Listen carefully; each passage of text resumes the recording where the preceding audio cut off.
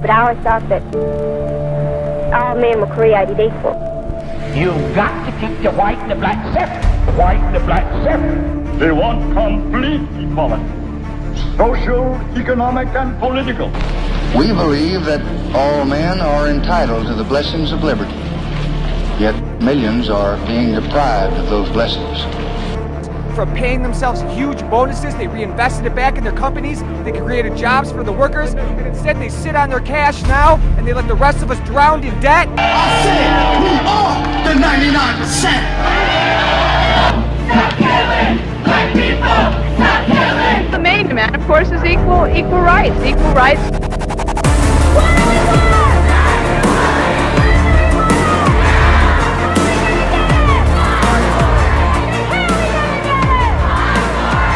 As far as women are concerned, one little thing, the pill gave us equality. We hold these truths to be self-evident, that all men are created equal.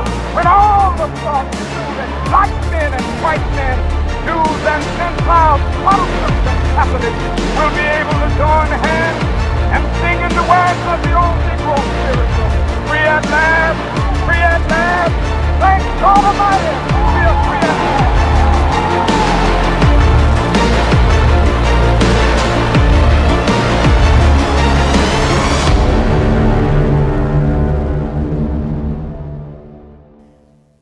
It's not fair.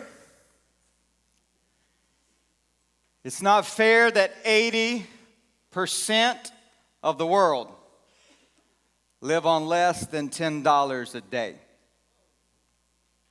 It's not fair that over 1 billion people in the world right now live on less than $1.25 a day.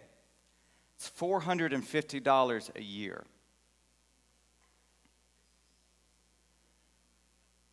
About 34% of our children in America right now live in a home without their father. It's not fair. And right now, as we sit here, comfortable, with food in our stomachs and change in our pocket, right now, all over the world, there is war and famine. There is death and destruction. In Syria right now, children are being killed and slaughtered and losing their families. This is the reality of a couple young brothers in Aleppo right now as Syria is engaging in civil war and people are being slaughtered.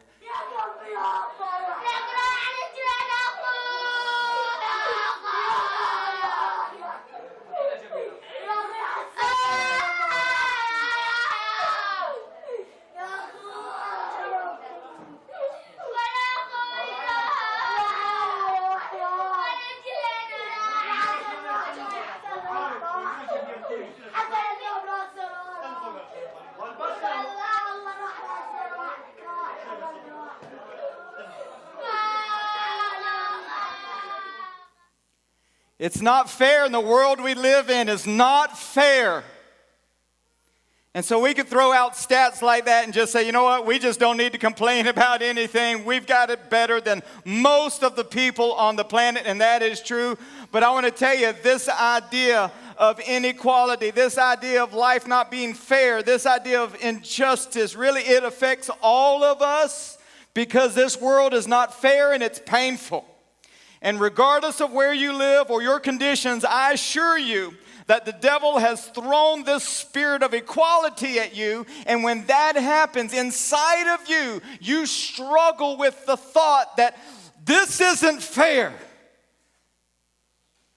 And whether it be, I should have more stuff, I should look better, I should own more, I should have gotten that job, I should have that husband, I should have that wife, my kids should behave like, whatever it is, I promise you I promise you, there is a sickness in all of us that at the core, when it gets a hold of us, creates envy and pain. And we say to ourselves, it's not fair. Would you say amen to that? I want to suggest to you today that this spirit of equality is demonic because it is leading us to a place where we are angry with each other, angry at God. We feel entitled to something. Listen, this has been one of the toughest message series I've ever preached. I just feel it is so needed for our land now. This spirit of equality is a demonic spirit that is ripping us apart. And it is causing us to fight for rights all at the same time. Jesus is saying, lay them down. But don't feel alone. Since the very beginning, this has been the disease of our heart. Satan immediately tricked Eve into saying, oh, it's not fair. You can have more. You can be equal with God. And from then, birth this spirit of equality inside of us. Their children, Cain and Abel, their children brought their offerings to God. God looked down with favor on Abel's offering. Cain's, he said, I'm not pleased with that. And Cain it says, anger burned in his heart. That's not fair, God. And it led to the murder of his brother. You've got Joseph, who God gave a dream and visions of his destiny. He just made one mistake. He told people about it. He told his brothers, God's going to do something great in my life. People are going to bow down before me. And his brother says, that is not fair. And they threw him into a pit, sold him into slavery. You've got the story of Jacob, who fell in love with a beautiful young Rachel. And he went to the father, and the father said, I tell you what, if you work for me for 7 years, you can have my beautiful young girl in marriage. And Jacob worked for 7 long years. Well, then the father gave his daughter in marriage. The only catch was he had an older daughter who wasn't so pretty. In fact, she was ugly. And the father said, here's my only shot. I can't let my beautiful young girl get married first. I got to do something with my old ugly ducking girl here. And so he wrapped her up, gave her to Jacob in marriage. Can you imagine that wedding night? Takes off the veil. Whoa, whoo, hello. Jacob's like, whoa. Time out, baby girl.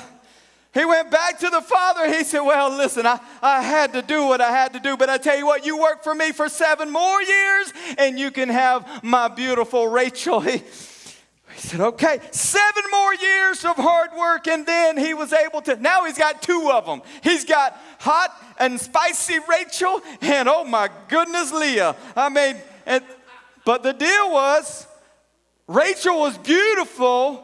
Leah was fertile. And you can imagine what happened. Rachel over here saying, but God, it's not fair. I want a baby. And Leah over here, how come I got beat with the ugly stick? Why? And just turmoil. But I want to tell you, this spirit of equality will lie to you. Because if you ever do get there, it won't be enough. Finally, after years and years of Rachel praying, God, give me a child, give me a child, give me a child. Finally, God gave her a child. And when that child was born, she immediately said, God, that's not enough. I want another child. Oh, the story goes on, and just turmoil and death and destruction. Because this thing in us that looks at others and says, I deserve what they have. It replays over and over and over. Goodness, the story of the prodigal son. You've got 2 brothers. One son leaves and just squanders the father's wealth. But when he finally comes home, the dad welcomes him. My son has come home. Let's throw a party. The older brother says, that is not fair. Jesus tell the story of hiring workers for the field. The farmer goes out, and early in the morning he hires a worker and says, I tell you what, here's what I'll pay you. Goes to work. Great, sounds good. Later on in the morning, farmer goes out, hires some more workers. I tell you what, I'm going to pay you the same thing. Come on, let's go. Midday, farmer goes out, hires somebody. I'm going to pay you. At the end of the day, they all get the same thing. They've been working different hours, and uproar. That is not fair. It just lives inside of us. The devil wants to get us as a people, you as a person, focused on the things in your life that just aren't fair, and it is giving birth to jealousy, envy, selfish ambition, where you say, I know my rights, I deserve more. And then what happens? Anger, fighting. But it is a disease of the heart that God has warned us about. Look at what it says in James chapter 4. What causes fights and quarrels among you? Don't they come from your desires that battle within you? You desire, but you do not have, so you kill. You want what they have, but because you don't have it, anger, hate, quarreling. Look at what it says. It says, for where jealousy and selfish ambition exist, there will be disorder and every vile practice. Do we see it happening in America today? Do we see it happening in our own lives today? When this spirit of equality gets a hold of us and we are convinced that we deserve what someone else has, trust me, division, quarreling, fighting, anger is right around the corner. There's one place in the Bible where the leader promised equality. There were two women fighting, and the leader said, we can make this equal. Some of you know what story I'm referring to. There were two prostitutes who had gotten pregnant. And they clearly don't have a husband to help provide for them. And really their only hope is in this child. And so they are actually living together. They gave birth about the same time. And at night, one of them rolled over onto their child and it suffocated and died. And that mother was so devastated, so upset that in the middle of the night, while the other woman was sleeping, she swapped their children, gave her the dead child, and kept the healthy one. And the next morning, the other mother woke up in anguish and then looks at her child. This is not my child. You stole my child. No, this is my child. You killed your baby. This is mine. And so they go stand before the ruler Solomon, and they're just back and forth. This is my baby. No, this is my baby. Solomon says, fine, you want equality? Split the baby in half. I believe in the spiritual world, there is fighting going on, and we are splitting our babies in half. Because listen, the only way for there to be equality is if we all totally lose everything. God did not create us to be equal. He created us very different for a purpose. But if the devil convinces us that we're all supposed to look the same, have the same, be the same, do the same, oh my goodness. And you know what it produced in the woman's? You know, if you've been in church, you may have heard the story. The true mother said, do not kill the baby. She can have the child. She can have the child. And you know what? The woman who stole the baby said, but the other said, if I can't have him, you can't have him. Cut away. That is the spirit that is pulling our nation apart. Well, if I can't have them, you can't have them. Just kill it.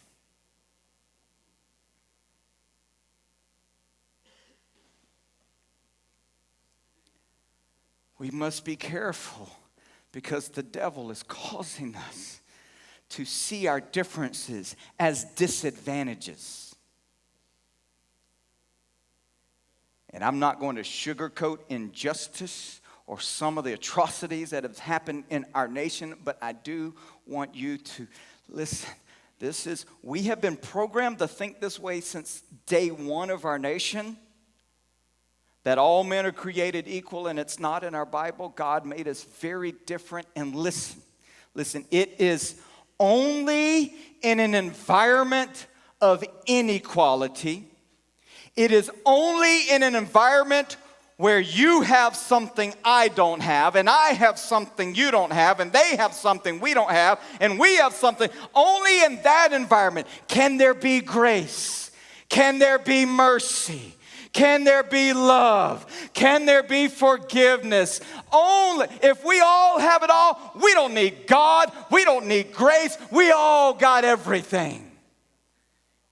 It is a gift where you have a hurt and I have the answer. And I have a hurt, and you have the answer, because God says, I made you as a body, and each of you is a body part.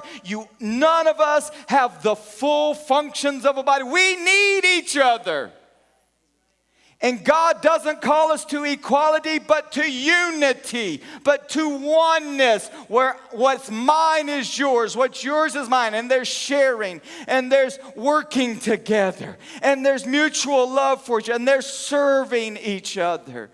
Only in a world of inequality can the great things of God truly exist. See, Paul wrestled with this same disease. He was a mighty man of God who did so much work, and yet we read in 2 Corinthians where he is wrestling with God, and he says, God, you've been good to me. I know you've saved me time and time again. But you know what, God? I've got this thorn in my flesh that I'm just tired of. People have argued over what was the thorn in Paul's flesh. You know what it could have been? It could have been a thorn in his flesh. You ever get in those parts of the world, those thorns are like fish hooks. If they get deep enough, they ain't coming out, and they will. Can you imagine living every day with that in your side, Paul? Like, God, I'll be shipwrecked. I'll be bit by a snake. I'll be stoned. But God, get rid of this thorn in my flesh. And this was God's response. Oh, Paul, you don't understand. My grace is sufficient for you. My power is made perfect in your weakness. See, you're not getting that. We're not getting that. We think in terms of success, possessions, prosperity. I want what I want. And God says, I operate so differently. My power is perfected in your weakness. You see, when Jesus showed up on the scene, people were so oppressed and suffering and hurting. Jesus shows up, and of course, many people thought, finally, he's gonna overthrow the government. He's gonna set things right. We're gonna go on, we're gonna have parades, and we're gonna do boycotts. Jesus shows up and says, blessed are the poor in spirit, for yours is the kingdom of heaven. Blessed are those who mourn, for you will be comforted. Blessed are those who are persecuted for my name's sake, for theirs is the kingdom of heaven. Blessed are those who have all kinds of evil spoken against them for my name's sake. Don't be down. Don't be sad. Don't say it's not fair. You actually have the advantage. You rejoice and be glad, because great is your reward. It's totally opposite. In Romans, it actually describes the suffering of this world. It compares it to a woman in labor. It says it hurts. I know it hurts. It's painful. You want it to stop. You want it to end. But have faith, my sons and daughters, because on the other side of this, there will be life. Something beautiful will come of this. And if we run from pain, God is using our pain. And if we run from pain, we're running from God. There's something beautiful in the inequality of our situation. And the devil instead wants to focus your eyes on the lack instead of the provider and get jealousy and envy and anger and strife in your heart. Paul complained of this thorn in his side. God said, you don't understand, Paul. You think you're weak, but actually when you're weak, I'm strong. So when you're weak, it's not bad, it's good. You weak, me strong. You hurt, it's good. Because I'm going to use that. Well, Paul said, well, if that's the case, that changes everything. Paul said, therefore, I will boast all the more gladly about my weaknesses so that Christ's power may rest on me. He says, that is why for Christ's sake, I delight in weaknesses, in insults, in hardships, in persecutions, in difficulties. For when I am weak, he is strong in me. Here's what I want you to do all week long. Anytime the devil puts that, and it's coming. It's going to be about your finances, your marriage, your health, your job situation, your parenting, lack of ability. It's going to be something. And when the devil puts that inside of you and says, this is not fair, you say, devil, if life was fair, I would be sent to hell for all I've done. Thank God that life isn't fair and I don't get what I deserve. When the devil says you are weak, you say, you got that right, because when I am weak, he is strong.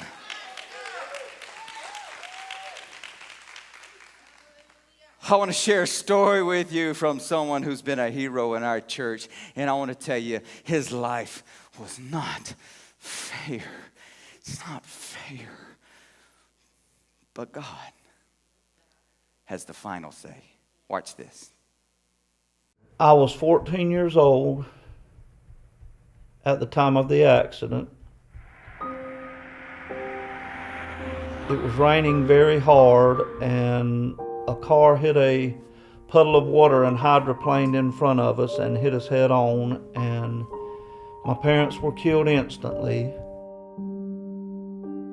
I did not have my seatbelt on because you didn't have to wear them back then. It was not a law, and the impact drove me up to the roof of the car, and I hit this right side of my head on the roof of the car, and it crushed my skull. So I was in a coma for 57 days, and when I came to, my aunt told me the news of my parents dying, and it was really hard to accept. When I came out of the coma, I developed spinal meningitis, and they couldn't get me to eat. I finally got on solid food, and I gained a little weight. I was down to 79 pounds. I was 14 years old, and I was 79 pounds, and my aunt told me I looked like a skeleton laying on the bed with just skin laying on it. I mean, I was to the point I couldn't even walk. I was so weak. They did physical therapy with me to gain, to help me gain my strength so I'd be able to, go home and do stuff. I was always into sports. My dad was a big sports fan. He played football in high school, and growing up I played rec league ball or Y ball, whatever you want to call it. And after the accident, the doctor said, no more football, baseball, or basketball. In my neighborhood, there was so many kids, we always had enough to gather up and get up a game of football or basketball or baseball, whatever. And having to sit there outside or in the house or whatever and watch the rest of them play just tore me up. I just really, there for so long, never felt accepted because I was always self-conscious of the way I looked, and I just didn't feel like, I just didn't feel like I was good enough. And kids can be hurtful, and one of them said, "Hey man, can you see out of that eye?" And laughed. And his buddies that were with him were laughing too. And I turned around, I heard something, and I turned around, and there was this big football player who was a good friend of mine. He said, "Let me tell you all this. The way he looks is because of a car accident. What is y'all's excuse?" And seeing that guy take up for me like that made me want to take up for the individuals that can't take up for themselves, and makes my heart cry out for them more and want to help them more. I could have been in a wheelchair. I could have ended up not being able to get out of a bed. I could have ended up with a brain injury where I didn't know anybody or couldn't, talk or anything like that, could have happened to me. And I just felt like God was leading me to help those people like that. I was introduced to Heritage by Nettie Hatcher, who I met at a TBI support group. She had come in to talk to us about the Breathe ministry at Heritage Church, and I enjoyed it so much I got to talking to her about it, and she said to come to Heritage some Sunday and sit in a class with them, and if I liked it I could join. And it was just unreal. The kids just got to my heart, and I thought, this is where I want to be. Well, if you're hurting from something, turn it over to God. Don't blame God, because something good will come out of it. He's got a purpose for your life, and if you trust in Him and love Him the way He loves you, you'll never regret it. Through trials and tribulations, strength comes through God, and you just got to have faith and trust in Him. Even when it's not fair, it can be to your good.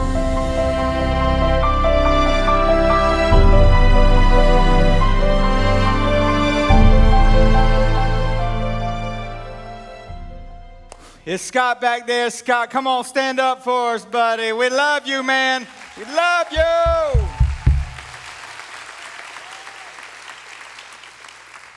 I just want to end with a word of encouragement to the single moms out there. It's not fair. To those that have been betrayed and abused and neglected and slandered, cheated on, harassed, picked on, and bullied, it's not fair.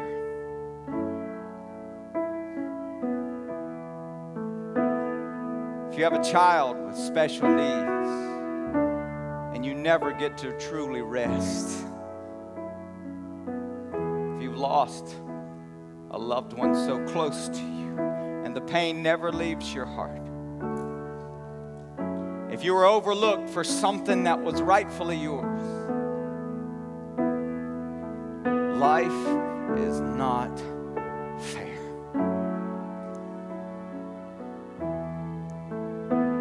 But God says what the devil meant for evil, I am going to turn around. It's going to backfire. No weapon formed against you shall prosper. He has the final say. And when you are weak, you will be made strong in Him. He promised. I don't know how, I don't know when, but with all this week, will you do me if I just challenge you? When the bad news comes, when the pain comes, when that feeling of injustice and that is not fair comes, will you just do something maybe you haven't ever done before? Will you just start doing a little praise dance? Will you just say, God, I'm not going to let the devil have the final say. I'm not going to let the devil get the best of me. I don't know how, I don't know when, but God, I am a son means I do not walk by sight, I walk by faith. I'm going to trust not in what is seen, but in what is unseen, God. And I believe you will have the final say. And great is your reward.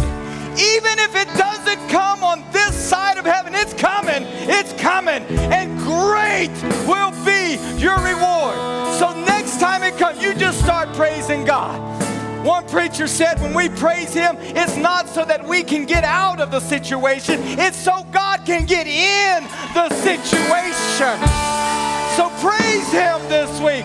Praise Him this week. Come on, let's sing. Can we sing something? But I just want to worship for a minute. Come on, church. Come on, church.